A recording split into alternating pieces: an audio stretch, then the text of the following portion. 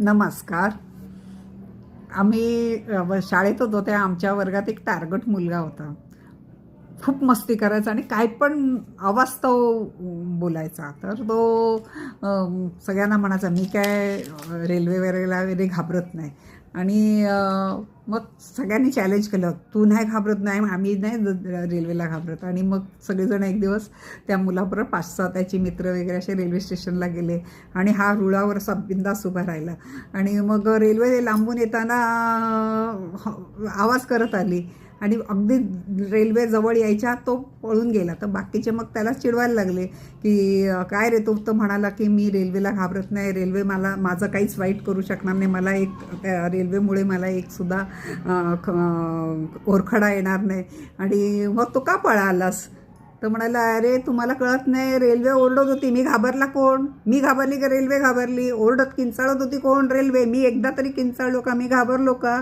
अरे एवढी घाबरत होती रेल्वे, म्हणून मी मग म्हटलं जाऊ दे रेल्वे, जाऊ दे तिच्या मार्गाने, म्हणून मी रेल्वेला वाट करून दिली. आता जे संसदेत चाललेलं आहे ना, विषय काय चाललाय आणि आहे विषय राष्ट्रपतीचं अभिवादनालाच भाषण करायचं. आणि हे आपले हुशार माणूस आपल्यातला अतिशय विरोधी पक्षातला हुशार माणूस नरवणेचं हे घेऊन बसलेलं आहे. 2 दिवस ना स्वतः काही 1-2 वाक्यापलीकडे बोलत ना दुसऱ्यांना बोलू देत आहे. इतकी धमाल चाललेली आहे. मला माझ्या त्या वर्गातल्या, आता त्याचं नाव मला आठवत नाही, आमच्या वर्गातल्या पप्पूचं नाव नाही आठवत आहे.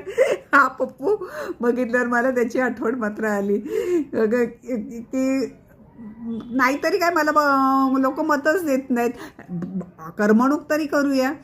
खूप छान चाललेलं आहे. तो घाबरलेला नाही आहे. ते मला मतं द्या नाही तर नका देऊ.